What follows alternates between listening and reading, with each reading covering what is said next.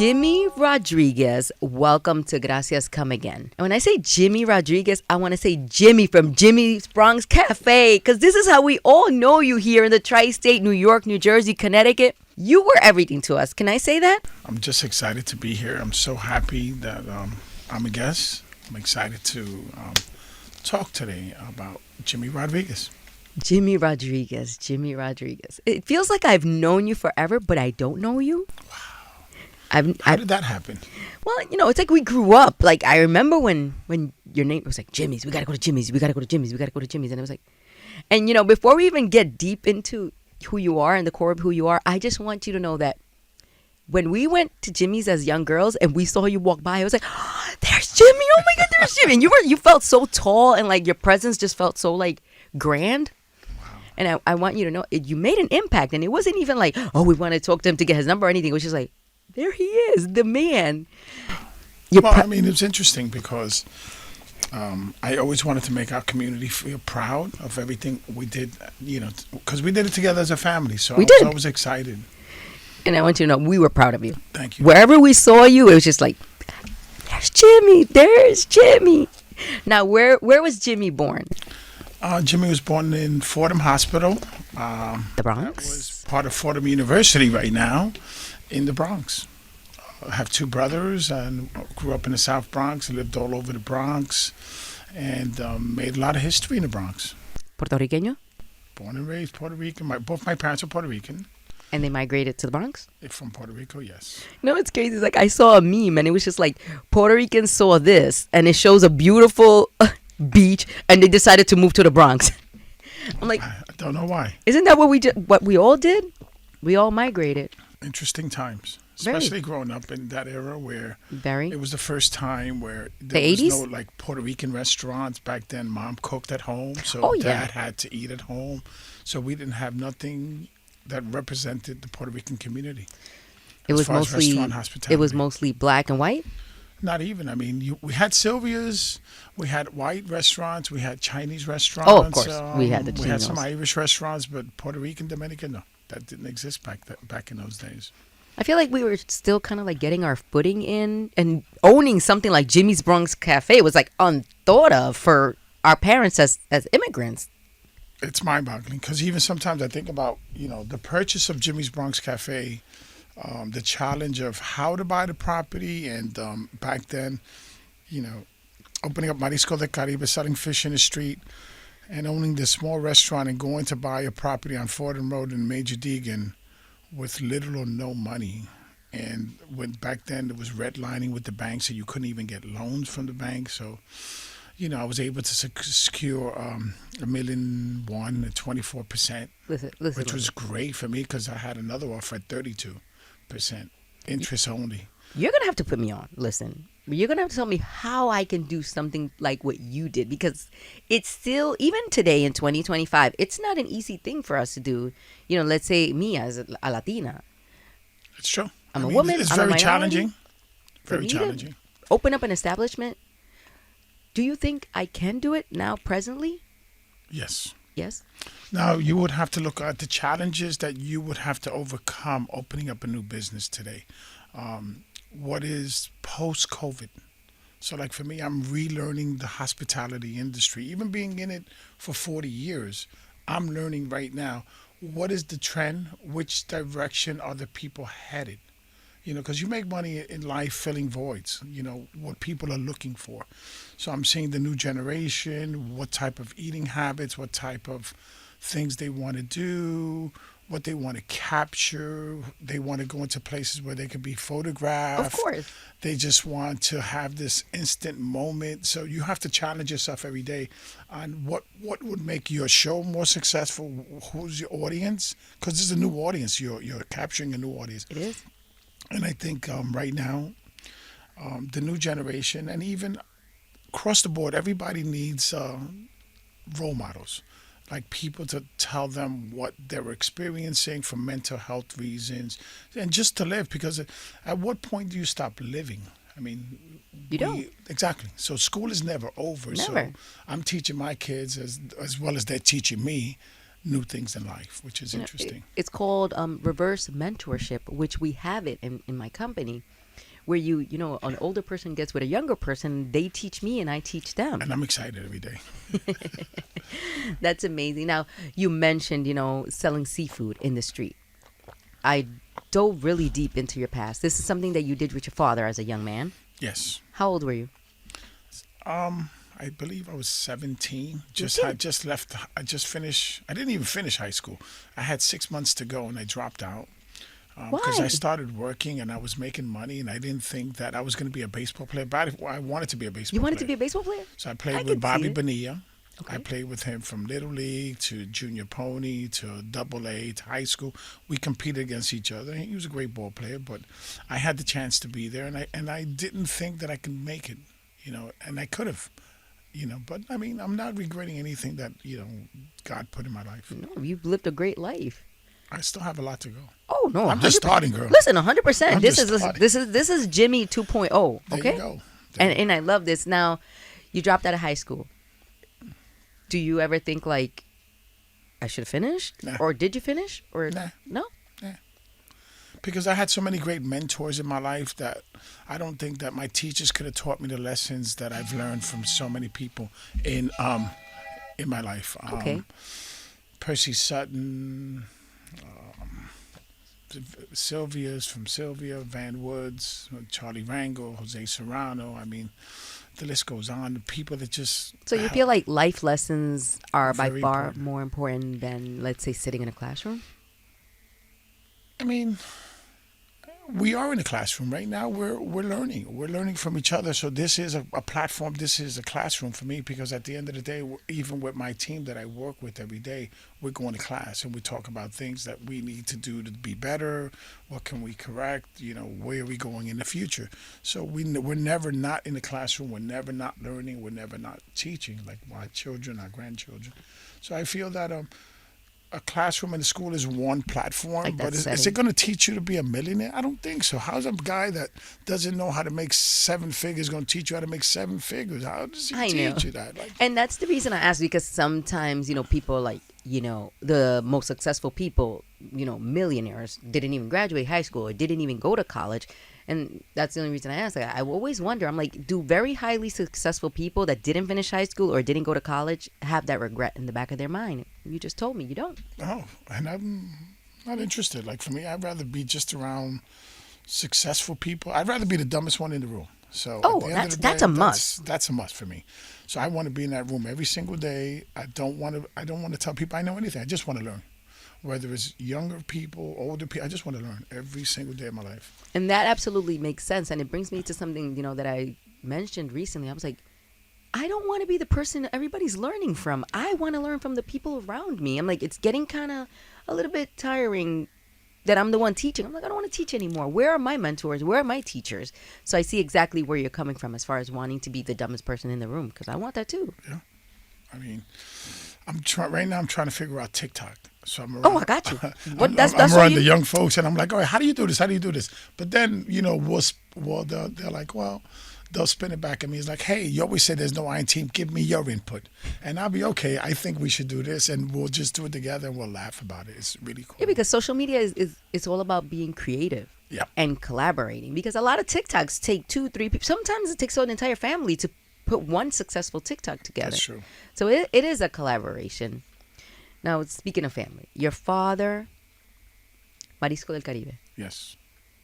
was he the one that opened it, or how did this work? Because this was my father's spot when I was growing up. Yes. I remember my father. That was going the there. spot. That was his spot on Yes. Sundays. Ahí era que él se metía.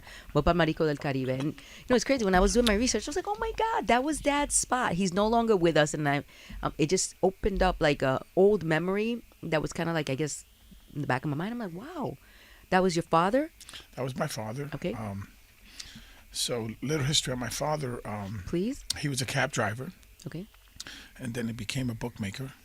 So he was collecting, numbers. Back Okay. in the day, they had numbers every store, Jugando los or just a números. number Yeah, spot, no, whatever. for sure. He was a heavy gambler.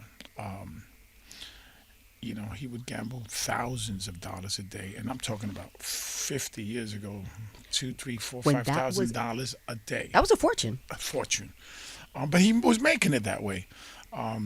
He had a grocery store. He had a fish market. All in He the had a Bronx? little restaurant, and he managed to lose them all. And then he borrowed $400 from a school teacher, and he went to Jordan Lobster Farm in Long Island and bought 100 pounds of lobster. And he started selling lobster on That's the a risk. Westchester and Bronx River. And we were there for, I believe, 2 years before they kicked us out because we created a nightmare between traffic, double park, and triple park. Everybody trying to purchase? So they eventually got rid of us out of that corner, and we went to the Cross Bronx and Webster, and we started selling fish under the street, under the highway. And I remember getting the hot water next door from Lieben and Hansel, so we could thaw out the shrimps and everything else. And then we rented across the street, which the little side of the building. And one day the landlord asked us to watch his property, Okay. and we rented Marisco de Caribe. That was huge. I And remember it was the building. it was challenging because we didn't have gas, so we were cooking on an electric little stove. Mentira. It was like No, you lying. 21 shrimps for $4.99. I remember with French fries, and we had to peel each one of these shrimps. It was challenging. It was interesting because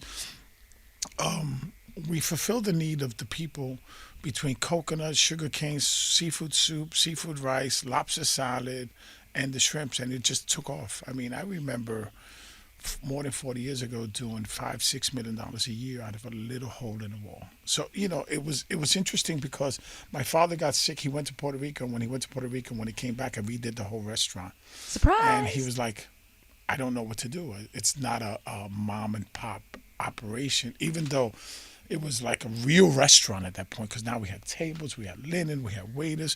So I gotta ask, where did you get the money to do this? Can you share?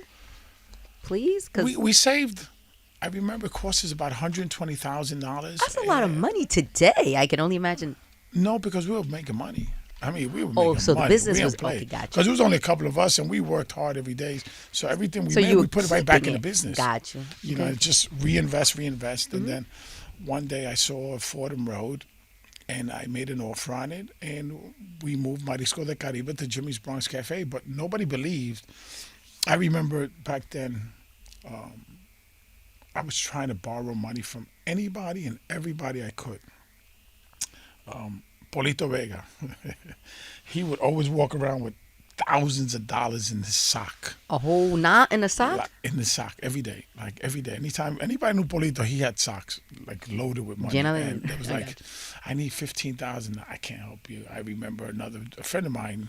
I don't want to mention his name, but I said, I need like a $10,000 check. I need it to bounce, but I just need the time. In other words, because back then, that time period, right? You put it in. It takes a week before it bounces.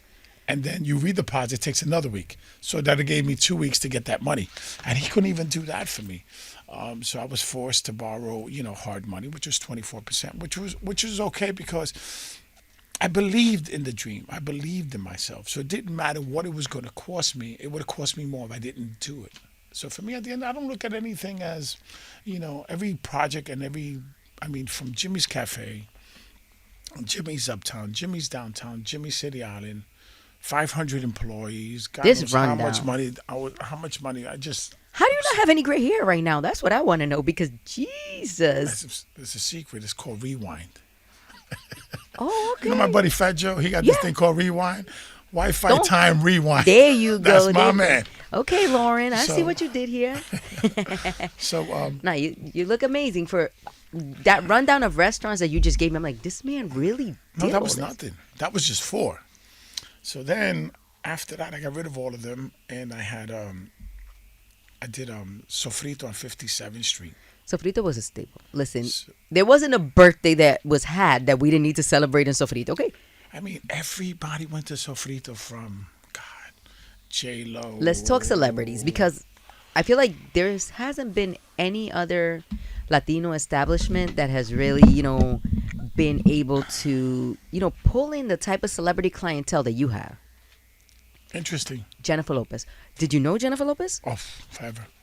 Okay, so Her she sister, came because she her knew you? mom. I mean, it's family. She's Bronx. That's BX all day. BX. You know how that is. So she was willing to come through and show love. Oh, so I tell you a funny J.Lo story. The first time, I don't know. This is so ironic. The first time she went to Jimmy's Cafe, Mhm. she went with Puff, Okay. and they went. That's Diddy, guys, for whoever doesn't know him as Puff. Yes. Okay. So she went that one time, Mhm. and at the time I had a public relations individual called Richard Turley, one of my mentors. The guy, he took me out of the Bronx. Mhm. He brought me to the white world. He said, let's clean you up a little bit. No, he said, let me show you what downtown looked like. So they went, Uh-huh. and he was like personal best friends with Richard Johnson. Richard Johnson was page 6. If you talk about back then in the day, if you was on page 6, you was somebody. That was it. Yeah. Like, you wanted to you make woke page up 6. every day, it's like, hey, if you were there for one reason, you was in trouble. If not, they were highlighting your life. So the next day, the first day that they go on, it's on page 6 that Puff and J.Lo are at Jimmy's Bronx Cafe. So that's when the relationship went public?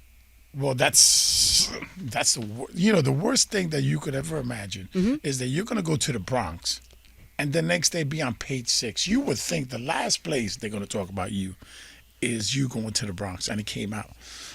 So that's one of the revelations that came out from Jimmy's Bronx Cafe. But it was like everybody wanted to be there. Calvin Klein, Mucha Prada.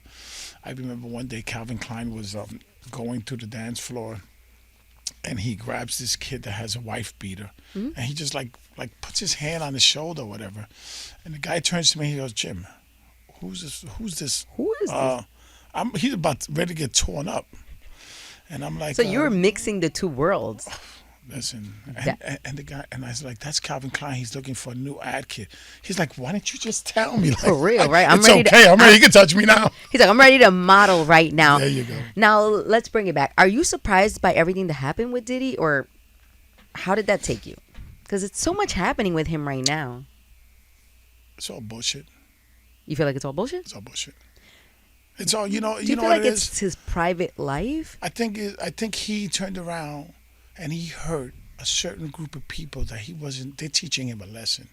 When you take down a certain group of people or corporation and you destroy a brand. So you feel like this had to do with, what was it? One of his tequilas or something? There was like an issue with There's a lot of things. with his Listen, wines and spirit? when you turn around and you play with people's money, they'll teach you who the boss is. I mean, look at Kanye. Fall of grace. You might be. Because listen, what happened with Diddy? This is something that it's huge. It's all everybody talks about. The trial is Domestic happening violence. right now. Domestic violence. Like, come on. Like, really? Like, what did he do? He partied. That's what Hollywood does every single day. So what? I mean, really, where did it stem from? I mean, if he would have just not played with certain people's money, he wouldn't be in the position he's in right now. You know, there's a lot of crazy people in this world, and people do certain things using drugs, and things happen. But do you really got to come down on him like that? I mean, come on. He took down billions of dollars. Let's talk about without talking about it. He heard. You said billions, would it be? Yeah. Oh. There's a lot of money that was hurt. I mean, you destroyed the whole brand. What is that worth? Same thing. They're doing it back to him. They're playing ping pong right now. Yeah. Did he mess with the wrong people? And what they've done with him, it's just like, how can he even come back from this? Like, I was looking at the pictures, like the exhibits. I'm like, what's happening here? What are these photos? God, and I'm a true believer that God does certain things at certain points of our life to teach us certain lessons. Because that whole Me Too movement, if that was 10 years earlier, how many more people would be in jail right now?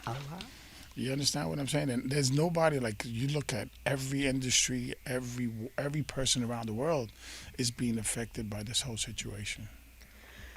Do you feel like it's, hypocritical? Because let's say Hugh Hefner, nothing like this was ever done to him. And he lived a lifestyle that was questionable at times. Questionable? Well, I'm using a good word. There's the right way and there's the white way. He did it the white way, and let's keep it how it is.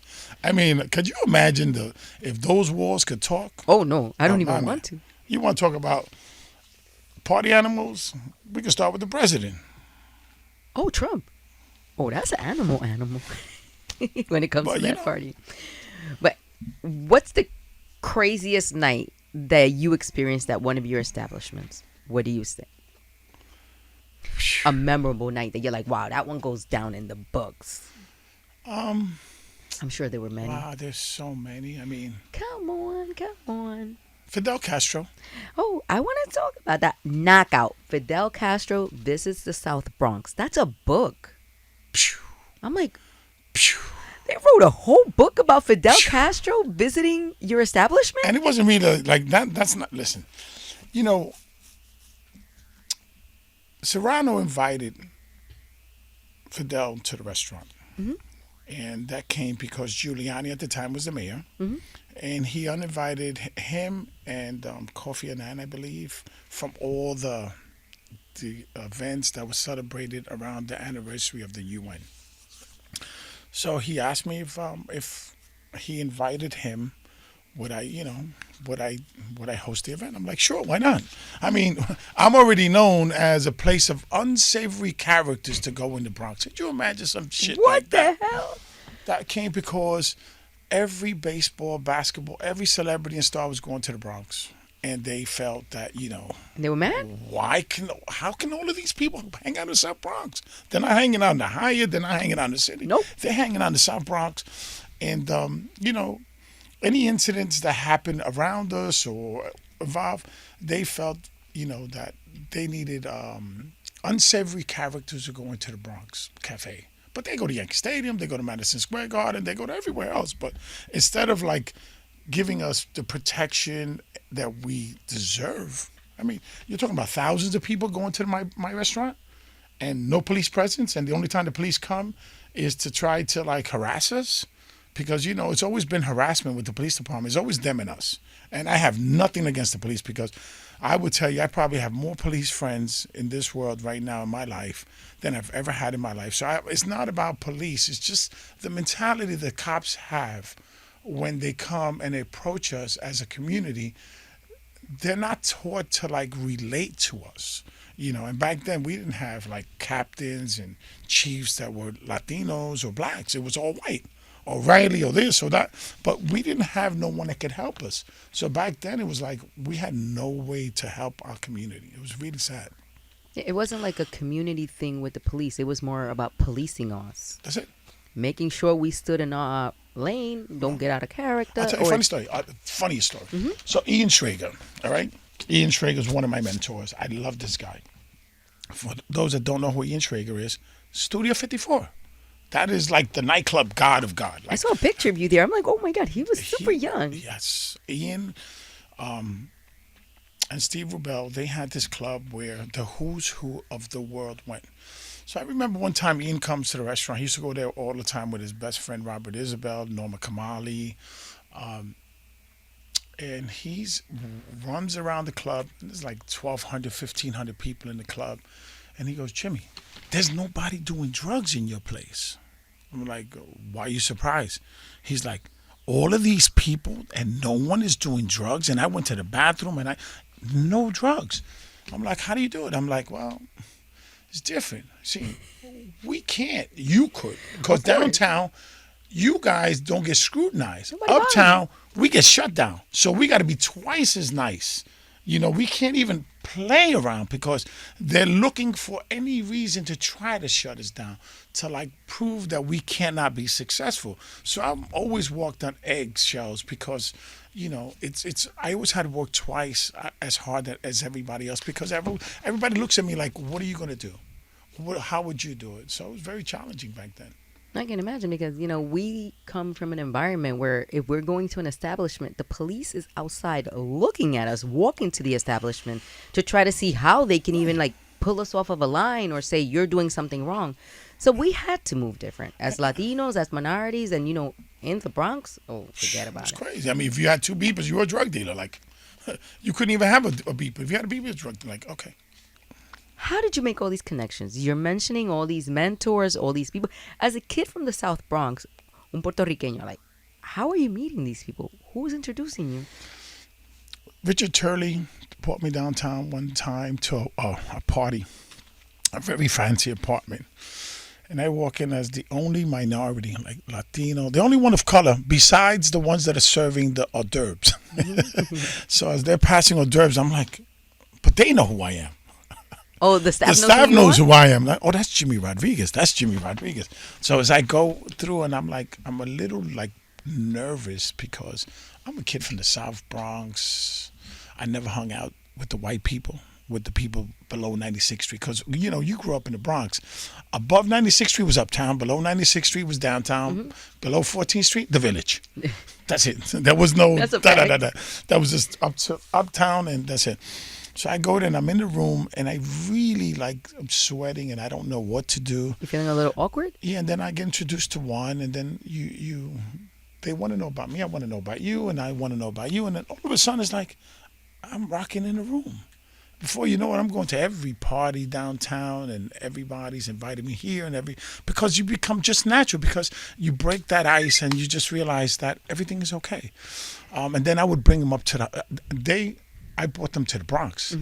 So they'd be like, wow, I'm excited. I bring them to Harlem. They'd be like, oh my God, I would never come to Harlem. I'm like, let's do this. So you're like, I got you. You got me, I got you. To like a totally different world. All day. You're crazy.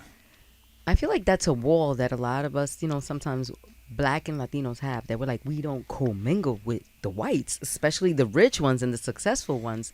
Do you feel like that was an advantage that you had, that you were welcomed and admired by that group of people that later on turned out to be mentors and friends? They were lucky to have me in their life. Okay. Because, I gave them a different perspective. I think that our perspective of growing up in a real environment versus, I say, a fake environment, because you have to put on a show. We ain't got to put on a show. We got to live. We get up, we enjoy our life, we're real, we're genuine. And then I realized that it didn't matter how much money they had. It didn't matter how educated they were. It didn't matter where they're from. They had the same problems we did. We're all regular people. The same problems. I just thought because they had more money, they went to a better school, they lived in a better place. They didn't. No. They had the same drug problems, the same fighting problems, the same divorce problems, the same problems with their children that we're having with our children. It was all the same. It was relative. So not knowing what to expect was the fear that I first had. But then after a while, I was like, I walk into any party like, hey, how you doing? What's your name? But did that come from the fact that you were successful so young? I don't think success. I think it was because I was very confident with just being a beautiful person, that it's easy to connect with another person. When you're just like, I don't pretend. There's nothing. What you see is what you get. Like the other day I went to the Bronx Ball. Okay. So why do I bring up the Bronx Ball? Because over 25 years ago, Fidel Castro went to my restaurant. So did you get to meet him? Like, how did that go down? Because we touched on it. We talked about why he came, but we didn't talk about the moment he came. Oh, so when he came to the Bronx Café, and I love how you just say the Bronx Cafe. You don't say your own name. Like, I would never in life just say the Bronx Cafe. It's always Jimmy's Bronx Cafe. Yeah, I should practice that. Okay, so Shut up. I was at my place, Jimmy's Bronx Cafe. So he came? And then he came, and I remember he came. So Secret Service is like, so how much security you have? I'm like, I have like 5 or 6. They're like, that's it? I'm like, if anything happens to him, it's on you. For real? I gotta provide security for Fidel? They had helicopters, they had boats, they had the whole thing sealed off. They had the protesters on one side, the ones that rooting for him. How did the protesters even know he was coming? Oh, listen, every media, everybody in their world wanted to see him. He comes through the back, and when he comes to the back, I remember there's a whole pallet of water, and he grabs the guy and says, "Get me one of the bottles of water from the pallet." Because there's no just. So you can't poison you know what I'm saying? Oh, so, I see where you're going. No, that's like you have to be protected. Go 3 cases down and give me the one in the middle? Yeah, whatever. So he drank that, and then we spoke, and he signed a jersey for me. Okay. He said, to Jimmy, Fraternamente, Fidel Castro, 1995. So actually, this was 30 years ago. And he signed a Yankee hat for me, and he signed Fidel Castro. And then I remember sometime later, I visited him. In Cuba? In Cuba. That's interesting. Very. He invited you, or how did you end up? Was it his house, or was it like the White House in Cuba? So, I need the details, because who visits Fidel? So Serrano said, if you ever, I said, I'm going to Cuba with 100 black men, the Greater Harlem Chamber of Commerce. They're going for a festival for Benny Morel. So as I go for the festival for Benny Morel, I'm sitting in the audience in this big concert hall. As I'm in the concert hall, Serrano says if he ever visits, if you get the chance to meet with him, he doesn't meet in the daytime. He meets only at night. Fine. So I'm sitting there in the audience, and I said, "Well, let him know that I'm coming." Tell Fidel I'm in town. Right. So I gave him these pictures. I had a gift package for him, right? Mm-hmm. So as I have the gift package for him, this set of baseballs, he turns around, and somebody taps me on the shoulder and says, "El Comandante would like to see you." So this is like wow, the boss is calling. So I get up from the seat, and when I get up from the seat, I says, they bring me in the car, and I said, Oh, they had to take you elsewhere. they had to pick me up to take me elsewhere. So I'm like, okay. So I'm gonna share something with you. This is, and you can flip. So Like you literally have so, these pictures here? so I go pick up the present to give it to him, Uh-huh. and I'm sitting in the White House in Cuba, and I'm having mojitos with him, and just sitting me, him, his assistant, and Chumi, and we're just having drinks, and we're talking about New York, the economy. I'm not a politician. Like you know? I'm literally looking at a photo of you right now, just talking to Fidel Castro. Right. So I asked him for a shirt, because I have all this collection of jerseys and shirts. And Is that the shirt I'm looking at And right he now? gives me the whole uniform, the jacket, the shirt, and the pants. That he had on that day, or a That different he just set? a different set. He gave it to me, Uh-huh. and so Where is this now? it's in storage. Okay, so you still have it. So for the Bronx Ball, Uh-huh. 30 years later, I was invited, and I decided to show up dressed as Fidel Castro with the Yankee hat. Oh, you like problems, don't you? That's it. With these clothes? Yeah, And they fit? yeah, perfect. How does this fit? It looks like brand new clothes. It's been put away, sealed, and I wore it one time just to exhibit it because I would like it to be in a museum, like for people to see his authentic fatigues. So, I mean, without politics, that's just how it is. That's different. Very, very interesting story. How Cubanos would take it, I don't know. Listen, It's your experience? it's an experience. I have nothing. I don't have nothing to do with politics. I mean, at the end of the day, I don't know how many people would say that they had anything. Nobody. I have a jersey, I have a hat, and his fatigues. 30 years later, it's memorable. And he's not here, so He's gone. He's gone. That's a different one. Hillary Clinton. You met her too? I met her. Who brought Hillary Clinton to the Bronx? Tell me. I brought her to 57th Street. We did a fundraiser for her at Sofrito. Oh, okay, right here at 57th? Yeah, and then we had and then I used to cater for Bill Clinton in Harlem because he had his office in I remember Harlem. when he had the So office when in he had his Harlem. office there, we would cater his lunch a couple of times a week. Do you know what Bill would eat himself? Or he would just No, I order a mean, bunch of food for everybody? He would order a bunch of food, but I mean, we are very we're foodies. Like, in other words, we love food. We eat very clean food. I've been gluten free now for about 13 years. I lost almost 100 pounds in less than 5 months. Can I say something? Yeah. I was like, oh, he had gastric. When I saw how much weight you lost, I was like, oh, no, he definitely had surgery. This is your diet? No diet. I mean, what, changing your diet? No diet.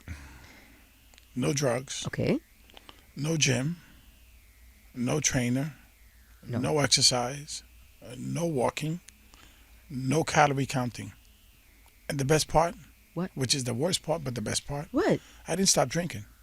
Okay, so what? So just gluten free? Yeah. Teach me your ways, Jimmy, please. I need It's to the lose 20 pounds. easiest thing. You could listen. My girlfriend at the time, she was a 15, 16, and she was a 3, 4 in 5 months. I was a 44 waist. I was a 32 waist within 5 months. I don't even know what gluten is. I feel so ignorant right now. It's It's so in everything? pretty much. Gluten is a protein, right? Figures. Gluten is a protein found in wheat, rye, and barley. So you lost 100 pounds? I'm In stuck 5 at months. that. In 5 months. And the best part about it was, like, you don't have to calorie count. So, and it makes a lot of sense because if you eat like your parents, not your parents, your grandparents, Uh-huh. there was no supermarket, there was market. What's the difference between supermarket and market? Market was everything fresh. If you run out, you ran out. Now supermarket, so everything has to have a shelf life. Anything that has a long shelf life doesn't really belong in your body. Has tons of You preservatives. know, so if you put this preservatives or processed foods, first of all, gluten is appetite stimulating, bloating, and inflammatory. So if you put these things in your body every single day, you're an addict to processed food.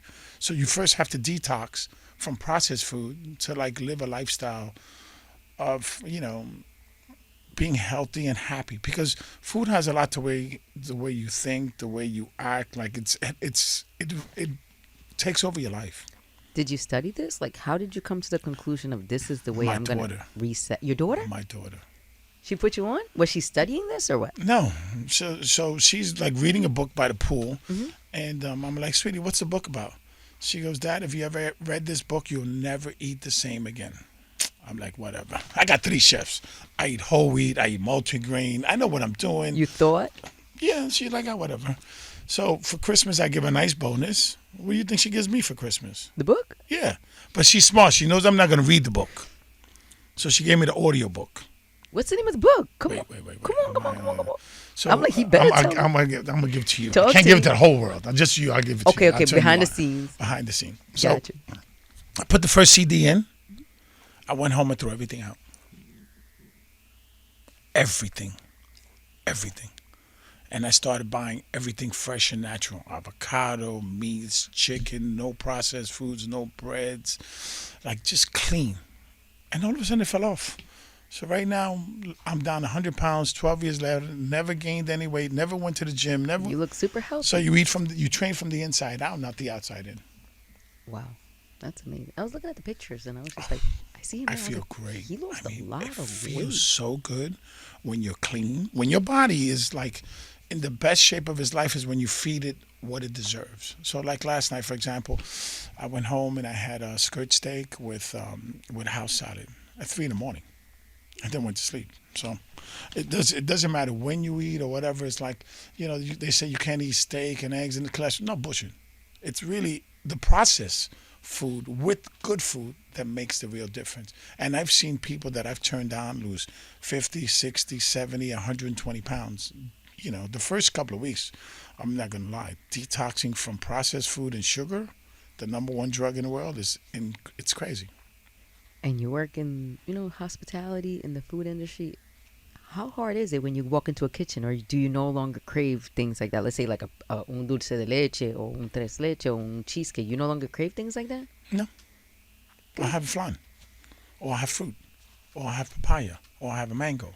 So I'll eat strawberries, and then I'll do like I have a famous house salad where I do like arugula and lettuce and romaine, and I mix it up with strawberries, blueberries, raspberries, nuts, avocado, and I'm like full meal. I love that for you. Full meal. And I turned Joe onto it, and I've turned a lot of my friends to like eat healthy. And once you become healthy, it's hard to go back. Very difficult. Now, you mentioned Joe. Celebrity friends. Is it real? Is it PR? Because I always wonder, I'm like, are they really, really friends? Who? Joe? Yeah. Joe, for me, is my little brother. Okay. But, there's Joe, there's Fat Joe, and there's Joe Serrano, my big brother. So all these years, it's been a true friendship. Brother. It's Brother. family. Brotherhood. It's family. It's been. Because it always just made sense. He's from the Bronx, the establishment's in the Bronx. So, of course, it made sense. Like, make him, your best buddy, and then we're all going to go because the place is popping and Fat Joe is there. No, we just broke bread. It was me. It was him. It was Pun. It was Angie. It was Pecas. I mean, everybody came through. So everybody was just, our little circle, our little friendship, our kids, and everybody just. You're all friends. It's like you all came up together. Yes. Pun. Gone Amazing. way too soon. Give me a story about Pun. Man, it was so hard to see because I know he went to the fat farm. He wanted to live, and to see that happen, I was like, what a nightmare. And then to do the funeral. I did the funeral for him, and I did the whole security for him. What do you And mean we by took I care of did the the whole funeral for him? arrangement and Like, everything. what do you mean by I did the funeral for him? What does that mean? We took care of it. Okay. So like we took care of it. Jimmy's took care of it. We took care of our own. That's our brother. That was family. Do you mean like paid for it? Yeah. Okay. I didn't know if you meant like catered everything around. No, I mean it was. You don't. I've done a lot of things I don't have to say. I just Of course, do. I mean, you do it out of your I heart. had 110 little league teams. Oh, I read that about you. And Giving and I back. took them to Cooperstown, and I took them to the stadium, and I had tournaments amongst them. I mean, it makes you feel good. You know what I'm saying? For me, it's always exciting to help. At this point in my life, I think my best is about to come in the next 2 years. My next project is in the next 2 years. Are you working on it already? Yeah, of course. Are you working on it up here or is it on paper? Both. I need to talk to you about It's this. development. It's developing what the next generation of people are going to experience. So like right now we have SoBro Garden, South Bronx. That area over there is beautiful. Fire. It looks like Brickell. Fire. What is this? Fire. And then garden because it's not a restaurant. It's a vibe. It's an So now the experience. difference is like, yeah, we do food, we do drinks, we do music, but when you walk in, you won't even know it's there. And you walk in, it's like, wow, this is really, really different. Because now we want what is called a social activation. There you go. It's that feel good. You want to walk in. You want a different experience. And then we have a lot of little concepts that we're working on to finalize. And I think then my kids could just do whatever they want. They'll be fine after this one. Are any of your kids involved in your businesses? Yes. Yeah? Yes. Okay, that's good. Because sometimes, it's like parents build an empire and the kids are like, I don't want it. Well, I mean, the fun part is that we're all involved without being involved. Like my daughter just became a nurse. Oh, congratulations. And she's going to open up her own spa soon. Oh, nice. So I love from that. Botox to BBL and everything else, she's going to be able to That's do where that. the money is. And then my other daughter is part of the Restaurant Association where she's project development manager for like all the top restaurants in New York City. So we're always bouncing back and forth ideas. And then my son is part of the management team with the restaurant now. And then my other one is learning, but he's a car salesman. And then my last one, I don't know where he's at. That's a whole nother project. What do you mean by, you don't know where he's at physically or professionally? I had a baby with Michael Michelle. Oh, I And she remember kept him out of my life for 10 years, and I don't know where he's at, what he's doing. Like where he is anywhere? He's somewhere in Manhattan, going to school somewhere. He's in lives New York? somewhere. Yeah. But, in her world, she could take my money, but he can't be in my life. Really? That's strange. Listen, How old is he now? 20. Oh, now it's on him.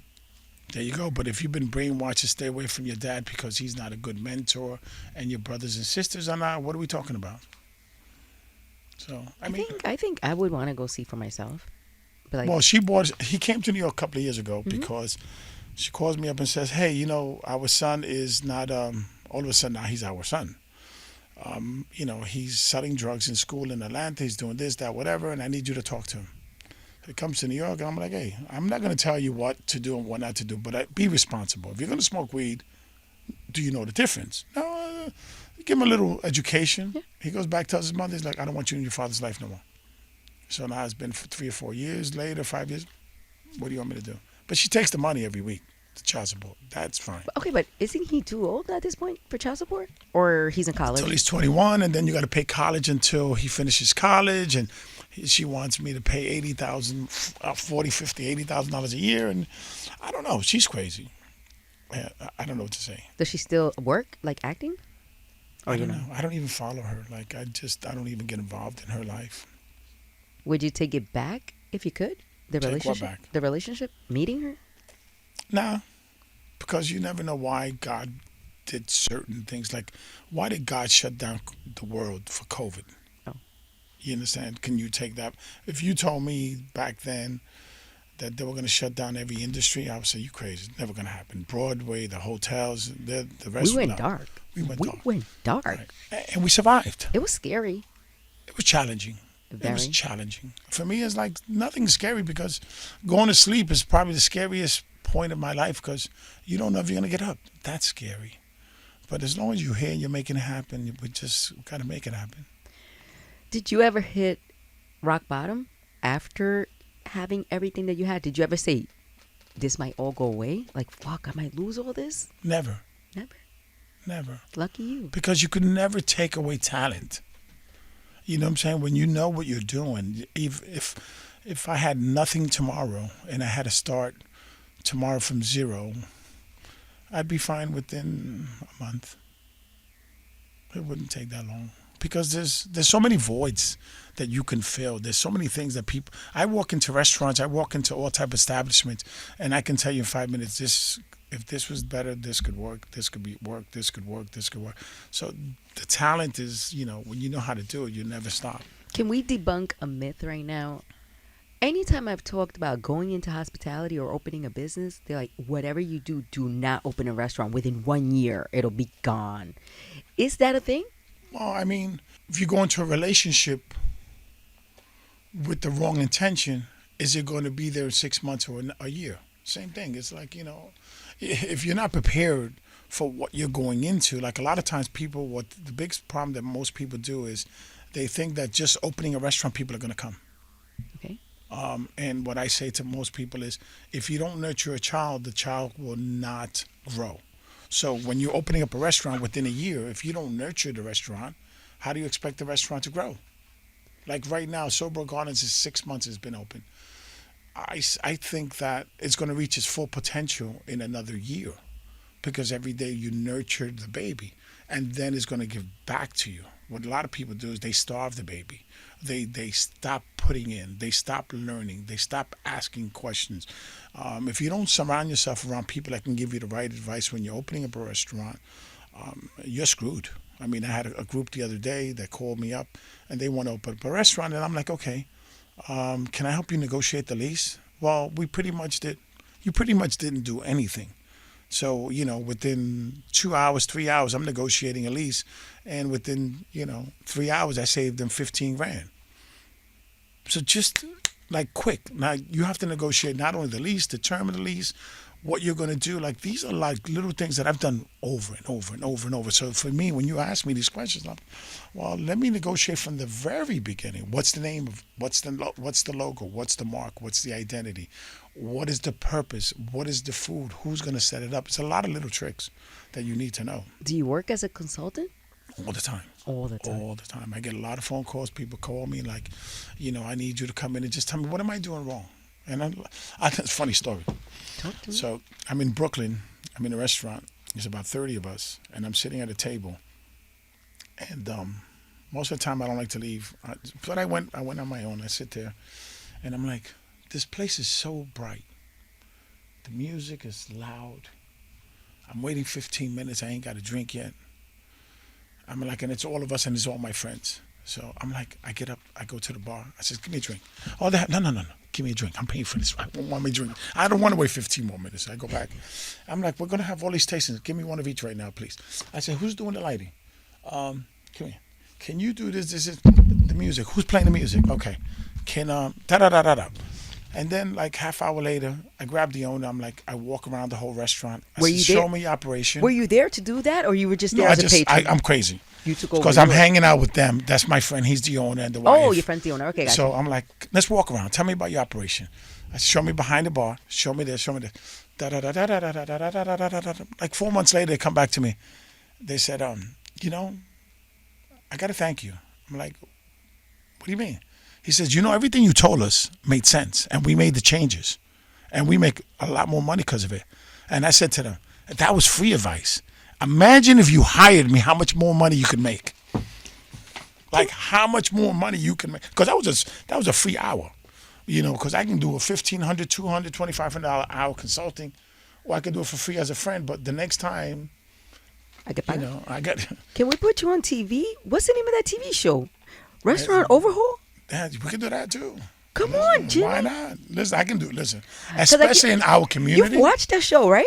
Listen, I love that show. It's great. I feel like he went to my restaurant a couple of times. He's a cool dude. I feel like we could do a Latino, a urban version. There's plenty of New York restaurants that you can hit up. Hospitality is, listen, hospitality between the nightclub industry, the restaurant industry, the lounge industry, like, why not? It's there because there's no one really to teach. And even if you went to school, they can't teach genuine hospitality. You know what I'm saying? It's like, it's very difficult. Con eso se nace. I don't know if you speak Spanish, but it's something that you're born with. Todos los días, sí. Because, you know, you go to some establishments like there's this restaurant in Jersey. It's called Cuban Pete's, and the owner is just amazing.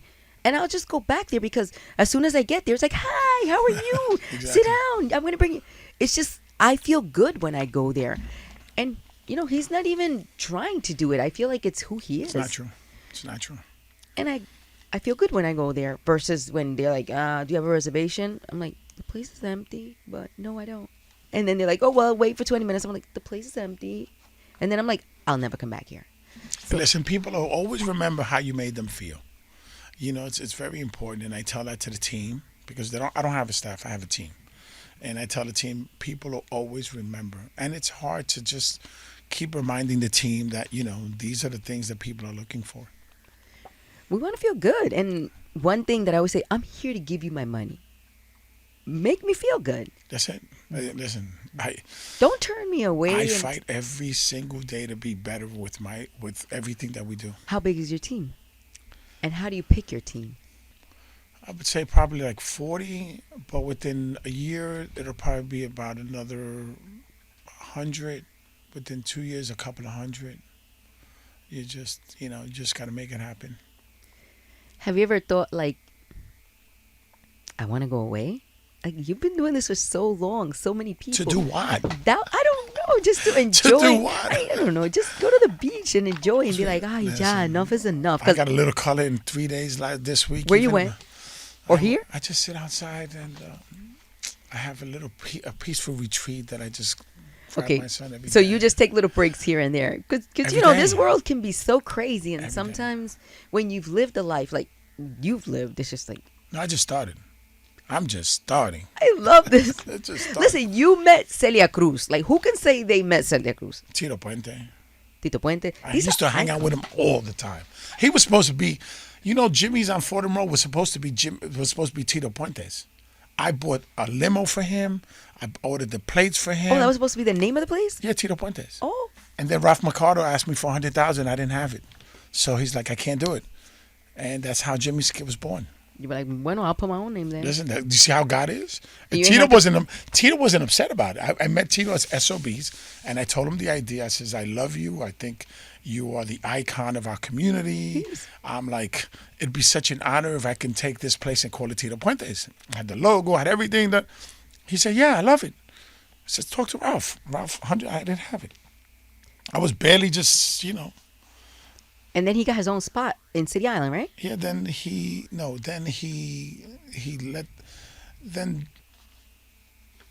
Sammy's bought the name or leased the name or whatever, and they call it Tito Puente's. And it wasn't the real. Long story short, you hung out with Tito Puente. Great guy. Who can Amazing. Celia Cruz. Where did you meet Celia Cruz?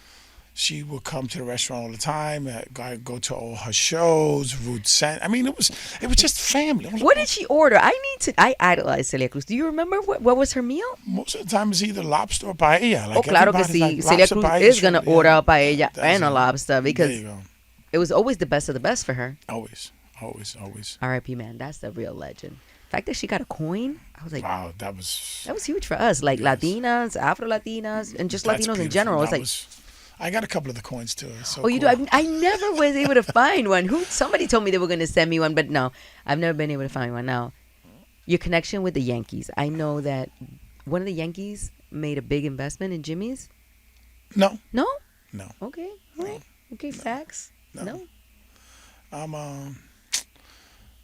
And it was like when I was looking for... I have a love-hate with the Yankees. Okay. I love the players. I hate the organization.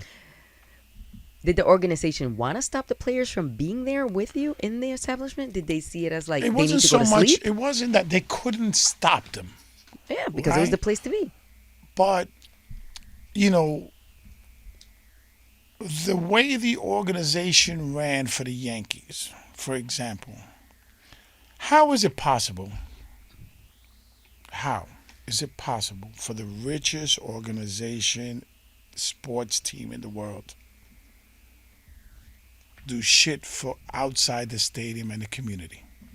There's no hotel, there's no Yankee Village, there's no little Yankee Stadium. There's nothing outside of the property that they lease from us that demonstrates and shows what they do in our community. And you know what's messed up about it is our community leaders, they screwed up. They let the richest organization in the world give us nothing but crumbs, if that, to do something in our community. What do? When they play, they bombard our whole neighborhood with traffic and blah, blah, blah. They get safely coordinated in and out of our community. And what are we left with? Delays in traffic and everything else. Why we don't have a hotel? Why don't we have a Yankee Village? If this was in Greenwich, what do you think the investment the Yankees would have made in Greenwich versus the South Bronx? Right? I mean, it's black and white. So it's not like I'm saying anything like, why did our leaders allow this to happen? They don't do shit for our community.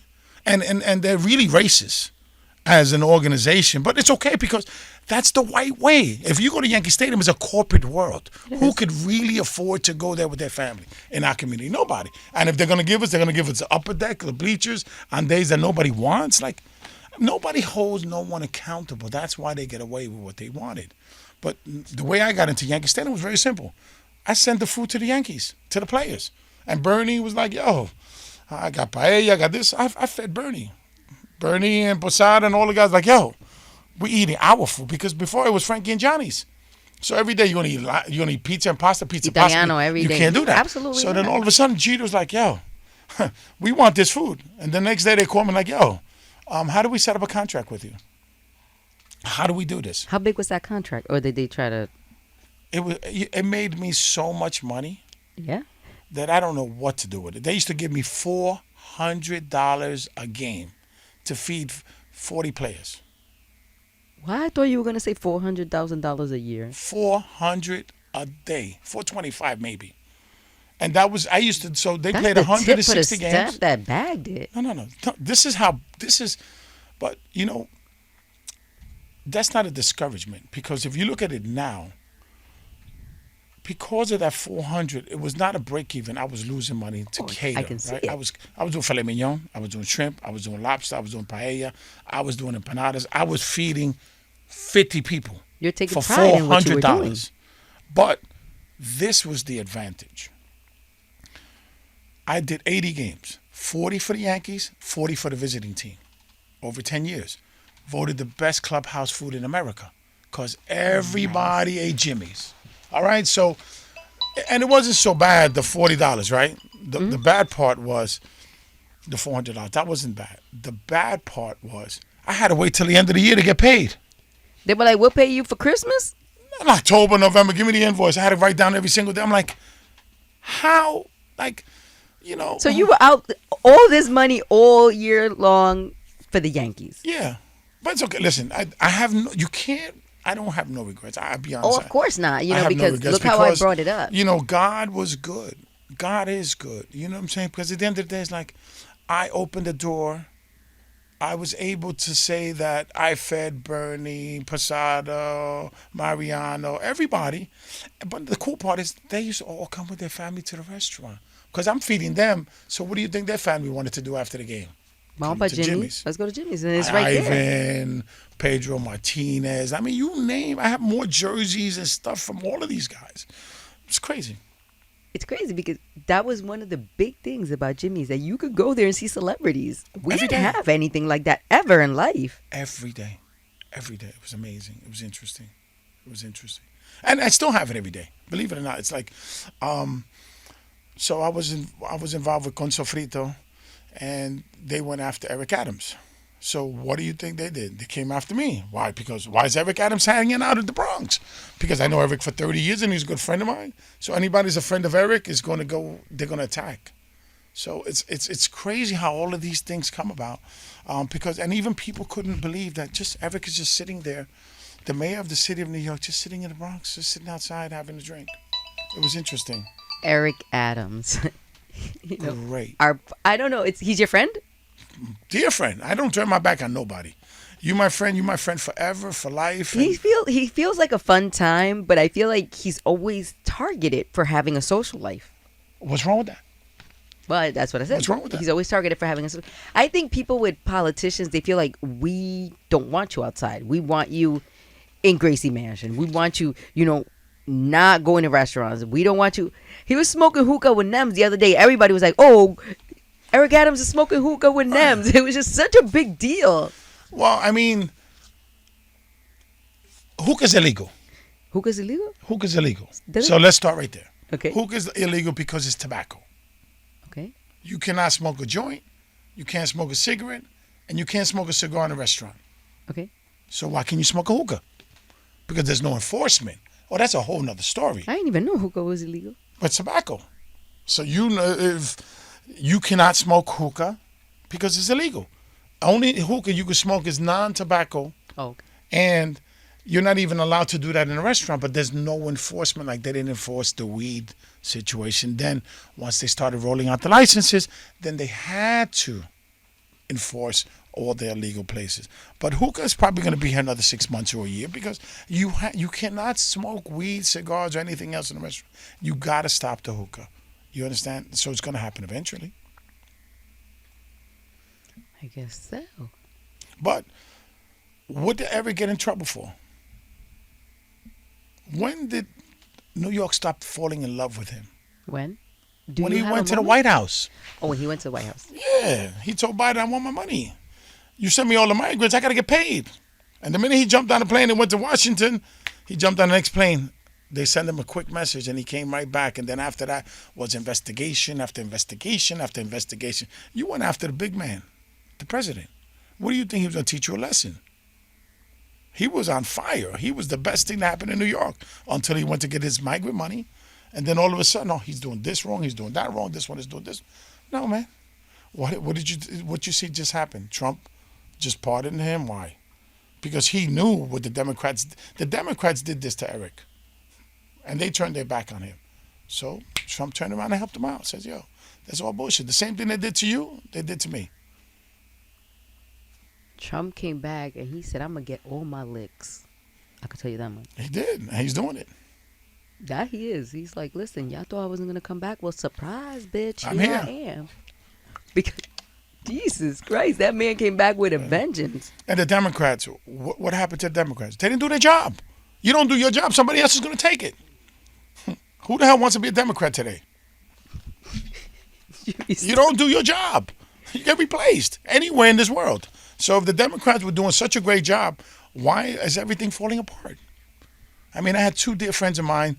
One worked for Obama and the other one worked for Clinton. And they both said to me, Jim, for the first time in my life, I question, why am I a Democrat? Yeah, things have shifted. Like, we went too far. I mean, we as a community, like, we let anything go. You rob, you go in and out the system. What happened? I don't understand what happened. Growing up, listen, we got locked up. We had to get bail. We had to go through the system. I got locked up 3 times in 1 week. And the reason why those 3 times that I got arrested on Monday, Wednesday, and Friday, that changed my whole life. That scared you straight? Huh? That scared you straight? 1 week in Rikers, I'm like, oh, I'm not doing no time for nobody. Nobody's going to tell me when to wake up, when to go to sleep, what to... Nah, I'd rather make $100 a day legal than $500 or $600 trying to be cute. I'm not doing that. Rikers is no joke. No, it's just the whole mentality that somebody's going to tell me when to wake up and what to do, what to eat. Nah, that's not happening. I'm like, I'd rather be legitimate. And those 3 weeks, those 3 times I got like, and one, I said, nah, I'm staying straight. Learned your lesson. Quick, thank God. See, he brings things into your life for a reason, and that's it. Flip. And here we are. That's it. One of the most iconic, hospitality restaurateurs that we've ever seen exist. I'm just starting. After Jimmy's, I did Sofrito, right? Uh-huh. After Sofrito, I did Don Coqui. Don Coqui, that's where French Montana gave Khloe Kardashian the Jeep. Yes. Were you there that day? Of course. I remember that was my party. all over the news. You put it all together for Oh them? no! I'll tell you a better story. So Tell me. So from Sofrito, we did that 57th Street, and then I love I that was supposed to do a Sofrito at the Xanadu Mall, which is the Dream Yeah, the in Dream. Jersey. Mhm. So I signed the lease over there for 20 years. 20 years. Yeah, and I was supposed to be right next door to Cheesecake Factory. Okay. And the owner of Xanadu Mall bet the owner of Cheesecake Factory that I was going to outsell him, Sofrito, Puerto Rican restaurant. Xanadu never opened. Then it was sold for $400 million. The guy lost $2.4 billion on that deal. Right? I remember all this. So he lost that. So I was leaving Sofrito to open up in Jersey. Mm-hmm. And when that fell apart, I spent $300,000 on the design. We never even put up just $300 on design. Wow. For a 10,000 square foot restaurant. That was just design. So we didn't do anything. And then I wound up doing Don Coqui. So I did Don Coqui in New Shell. And that was a super hit.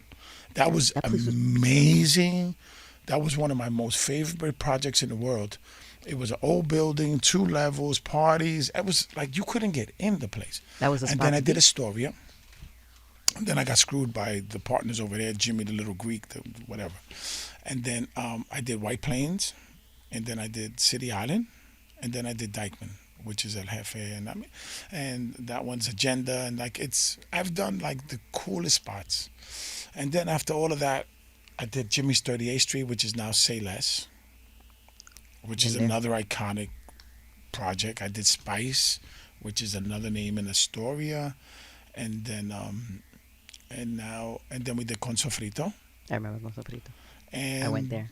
We did now SoBro Garden. So over 40 years, one way, shape, form, or another, you've visited one of my restaurants. You've been to one of my restaurants. You've partied, enjoyed something. I mean, I had a lady come up to me the other day at SoBro.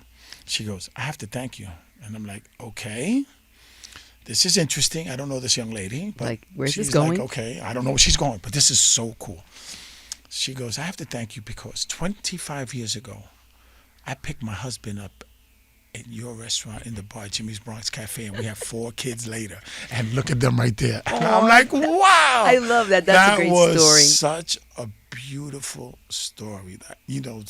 I would love people to because I have an Instagram page because I am Jimmy Rodriguez. Mm-hmm. I love people to send me pictures of the experiences that they've had over 40 years. Because I hear it every day. Like I had my baby shower, I got married, and that motivates me. That gets me excited. That just makes me full of joy. You know, I don't mean to be a Debbie Downer, but my experience, I had a lot of good experiences at Jimmy's. But my one experience that stands out all the time is when I found out my boyfriend had a new girlfriend. It was at Jimmy's. I walk into Jimmy's. I'm like, why is he holding somebody's hand? I was like, can I talk to you? The girl comes from behind. She said, why you need to talk to my boyfriend? I'm like, I thought that was my boyfriend. It was a mess that night. Needless to say, we all got kicked out. It wasn't my fault. No, it wasn't your fault. It was my fault because I said, "Oh wait, hold on. These people trying to play me right now." But no, I had a lot of great memories. I was a young girl, acted kind of crazy. You still are. Listen, I mean, when it happened, you was younger, but you still young. I felt like a kid, in my eyes. Listen. So that's my memory of Jimmy. Me fue mal esa noche. Me fue mal. But I had tons and tons, great memories visiting Jimmy's, Sofrito, Don Coqui, like everything. It's a staple in our culture, in the fabric of who we are as Latinos here in New York. It's crazy. 40 years later, I'm still talking. I sometimes I have to look at pictures. I take pictures every day. And the reason why I take pictures every day, because that's the only way I can remember.